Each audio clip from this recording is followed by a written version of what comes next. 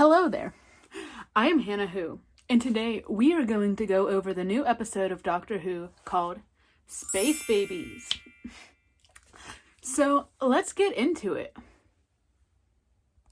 Okay, the episode opens up where we left off during the Christmas special, with Ruby entering the TARDIS for the official first time. She gets to see what the inside of the TARDIS looks like. Instead of just running in, she gets to observe, what the TARDIS is and everything. The Doctor is standing up on one of the ramps, and he introduces himself as, the Doctor. And Ruby asks, what is the Doctor? Why is he called the Doctor? And for our surprise, he actually sort of answers. He explains that he is a Time Lord, and Time Lords really don't get names per se, but titles. So some Time Lords get mentioned, like the Master, the Ronnie, and, the Doctor. And I sort of don't really like that, how he approached that. The Doctor's name is supposed to be a mystery. He's the Doctor, and that's all we need to know. For the companion, yes, they need to know what the Doctor is. Yes, he is a Time Lord. Well, we thought he was a Time Lord, but now he's the Timeless Child, but that's a whole other story. But anyways, I think what makes the Doctor is the mystery of the Doctor himself. What is he? And he is an alien. He's not human. So I think it's the mystery of his name. Who is he? But I don't know. And then we get the whole blurb of, I am the Doctor, and this is what I do. I think it's a bit repetitive because, whenever we get a whole new Doctor, we have to go through it again and again with new companions. And yes, I get it. They're new to the show, and people are going to be watching the show for the first time that know nothing about the show. Okay, yeah, I get it. But after a while, it gets tiring, and we hear the same thing over and over and over again. But I guess it is necessary because it is launching on Disney now, and new people are watching it. But I think it's just, I don't know. But after we get into the introduction of who the Doctor is, and Ruby gets to know her space more, we go on her first trip. And the Doctor takes Ruby to see dinosaurs! And I think this was a really good idea because I don't think we ever seen dinosaurs in Doctor Who other than dinosaurs on a spaceship, but we actually never seen real dinosaurs in their natural habitat. So I think that was a really good add-in to this episode. So they're walking around, and Ruby's asking the Doctor 100 questions, and she was asking what would happen if I stepped on a butterfly? And then she walks out of the TARDIS, and what does she do? She steps on a butterfly. Good going, Ruby. But anyways, because she stepped on this butterfly, she turns into this thing. Yeah, and the Doctor's a little bit confused, and he's like, that's not supposed to happen. And then he does something weird that we have never seen the Doctor do before. He picks up the dead butterfly in his hands and he blows on it. And it comes back to life. Since when can he do that? I know he can give off regeneration energy, but when can he bring things back to life? That's a little weird. That's new. But okay. Sure. And then after he fixes the butterfly, Ruby goes back to her normal self. So that was interesting. But moving on. After they get to see the dinosaurs for a while, they go back into the TARDIS, and the Doctor asks Ruby, where does she want to go? And she says, the future. So we go to the future. And then the TARDIS crashes/lands in this space station. And it looks ran down and everything. There's stuff all over the walls and gunk and slime and everywhere, and they're like, what is this place? Then we hear a roar, and we turn around a bend, and we see this monster thing. No, I'm not gonna lie, this monster was pretty scary.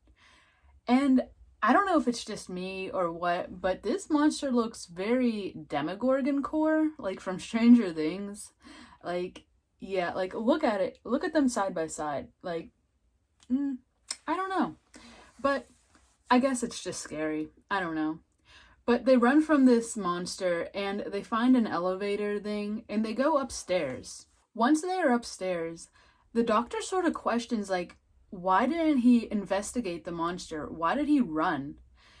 Because if you know the doctor, he always wants to know and learn about things, and he never runs from danger. So why did he do it now? Why was he scared? And he questions that about himself. And it's like, that's different.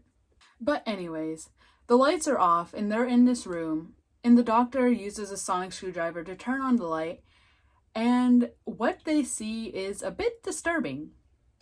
There are babies in jars.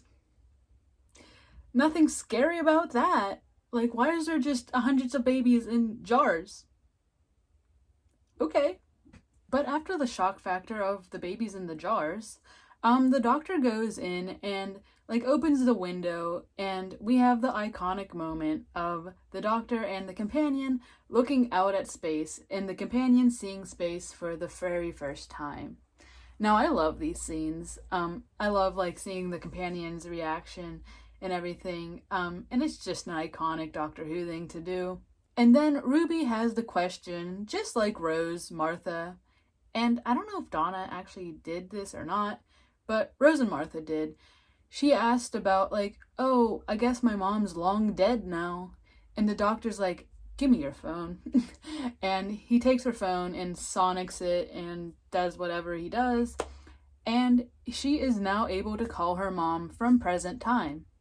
Now, I really love that because we really didn't get to see that, like, in any of the other companions. I think that's a great thing to bring back from RTD.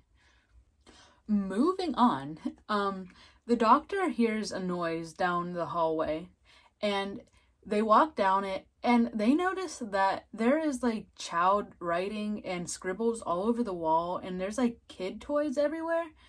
And they open the door of this room, and what they see is a little weird. They see, like, I guess it's like 10-ish babies. Yeah, I don't know how many there are, but around 10 babies. And they're all in these, like, robot stroller things. And they call them Mommy and Daddy. It's like, okay. And the doctor and Ruby are like, okay. And eventually they have to explain to them, like, we're not your mommy and daddy. And they get all sad. But look at these babies. Like, these babies look scary. Like, look at their CGI mouths moving. Like, I don't like that. I don't like that. But after I get over, like, the CGI mouths and stuff, I guess they're alright, but I don't like it. After the doctor and Ruby introduces themselves, and gets to know the babies more, they find out that their mommy and daddy left them behind, and they haven't come back. So they had to take over the spaceship all by themselves, and they've been running it by themselves. And we really don't know how long they've been there, but it's been a while. And then we get introduced to, like, this robot voice, like, coming from, like, an intercom. And, like, apparently this robot has been taking care of the babies. And they get to blow their nose, which that will come back later. Hold on to that thought. But anyways, like, there's these babies and stuff. And then the doctor mentions the monster down below. And all the babies start crying. And the doctor's like, oh, no, don't cry, don't cry. And then the babies explain to them that it is called the Boogeyman. And the doctor's doing something, and then there's a screen behind him, and he pulls up, like, a live feed of what's happening below, and it's the Boogeyman. And he's like, this monster! And they all start crying, and then the doctor laughs. I know I'm a bad person for laughing at that, but that was funny. I think that's when I realized, like, I love this doctor. This is gonna be a good doctor. Oh, I know I'm a horrible person. So after they calm the babies back down from the doctor scaring them, we get like the voice from the intercom telling them to go down this hallway, and we find out that this person is actually called Jocelyn, and she is a human and a lady hiding in like this closet, and she controls like the whole ship sort of, other than the babies. And she's been taking care of the babies, and she was the only adult left behind. So apparently, like, all the adults, like, this was a breeding farm, like, to help like with population, and apparently like the government didn't need this anymore, so they sort of just abandoned them there and left them to die. But for some reason she was like a janitor and she was left behind with the babies, and she's been taking care of them, and like she's trying to like save them, but they're running out of air. This is sort of really like 100-esque, and yes, I know I made a video before like saying how the 100 really ripped off Doctor Who, but I guess I do have to admit that the Doctor Who is ripping off the 100 now. I know that's really hard to admit, but yeah. So after the Doctor learns like what's happening, he tells them that he can help them and bring them to the nearest planet and save them. But there is one problem. The TARDIS is down with the boogeyman. So the Doctor goes back downstairs and he tries to see what the boogeyman is. Like, why is he terrorizing these babies and why is he here? And Ruby comes with him. And then we see like the stroller down there when they get down there. And apparently like this main baby here, Eric, his name is, he decides that he wants to conquer his fear of the boogeyman, and he is going to try to save everyone and defeat the boogeyman. I don't know what a baby thought he would do, but go ahead, buddy. Be a big boy. I don't know. But then we find out, like, he got scared and he was hiding. And the Doctor sniffs him out by his dirty diaper? Ew. But, okay. So he gets Eric, to safety back upstairs. And then, like, when he's bringing the baby back, the monster's hunting them. And apparently, like, all the other babies come down too. And they have a blowtorch. And they blowtorch the boogeyman to save Eric. Babies with a blowtorch. That's safe. But sure, go ahead. It's Doctor Who. Anything can happen, I guess. But after the babies are safe and they go back upstairs, the Doctor's like, Ruby, this isn't gonna be safe. Like, you should go back up with the babies and just sit this one out until I figure this out. And she's like, sure, right. And she just walks right past him. I think that's the part where, like, the Doctor says, like, huh, she'll make a good companion. So, yeah, I think that's the, like, defining moment. Like, yep, she's companion material.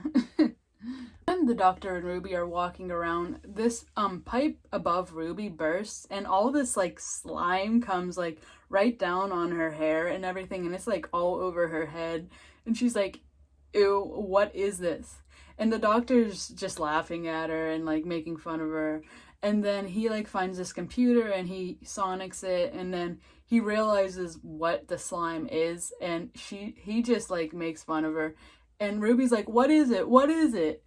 And then he explains to Ruby that the boogeyman is, well, made of boogies.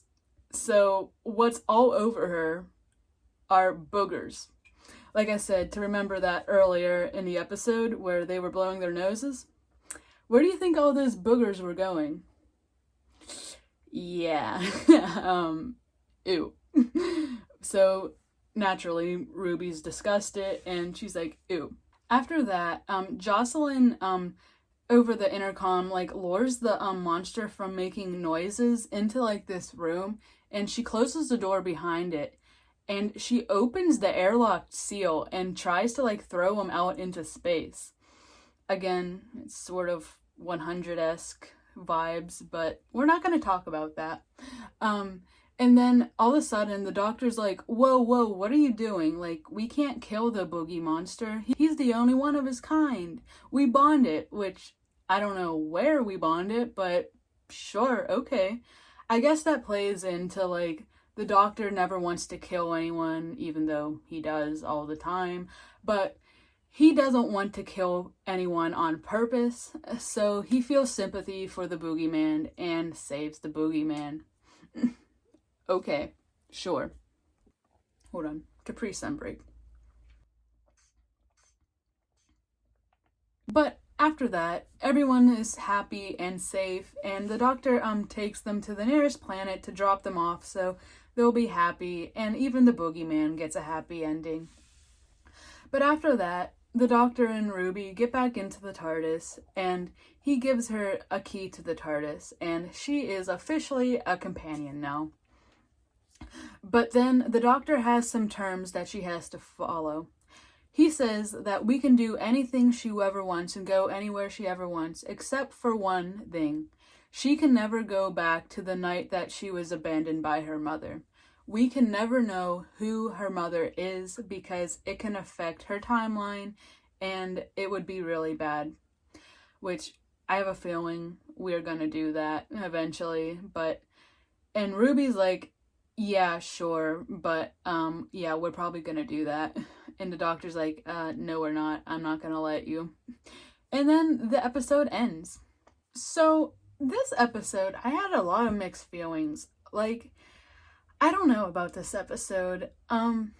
For the first episode of like sort of a reboot of sort, I don't think it was the best episode for a first episode. Like, if it was like a middle episode, like, okay, it could fit in. But for the first episode, I don't think this was a good choice. Like, with the CGI babies and stuff, like, I don't know if that's gonna help, like, with a new audience. Like, I would probably see that and, like, what the hell is that? And I don't know if I would watch the show after that. If that's my first impression of Doctor Who, I don't know if I would watch it again. But yeah. So my overall rating for this episode, I would have to give it a 5 out of 10. Like, it wasn't bad, but it wasn't good. But okay, yeah. This week we were given 2 episodes back to back, so I'll put The Devil's Cord, which is the next episode, as soon as I can. I am going to try to release them each week, but I don't know how that is going to work because I have work and I don't have a lot of time, but we'll see. They will get done, but I don't know if they'll be out every single week, but I will try my best. But okay, thanks for watching. If you like my videos, please follow. I appreciate it. But okay. Bye-bye.